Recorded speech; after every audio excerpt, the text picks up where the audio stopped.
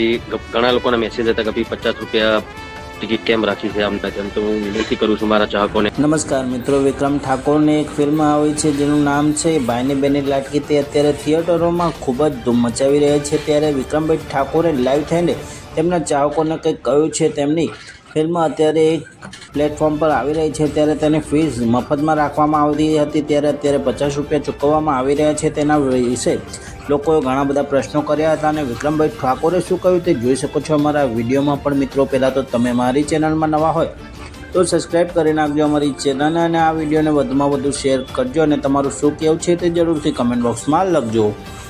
લાડકી release થઈ છે, કંઈક 50 રૂપિયા ભરીને એ પિક્ચર તમે જોઈ શકો છો.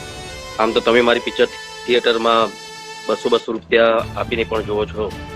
તો બસ વિનંતી છે કે ભાઈ, આમ તો OTT ઉપર કોઈ બી પિક્ચર મારી આવતી હોય છે તો બધાને ફ્રીમાં જોવા મળતી હોય છે, પણ ભાઈની બહેની લાડકી વખતે થિયેટર્સ બહુ સિંગલ થિયેટર્સ બહુ ઓછા હતા અને વરસાદ પણ બહુ પડી, તમને ખબર હશે. તો એના લીધે થોડુંક પ્રોડ્યુસરને થોડુંક એવું થયું હતું.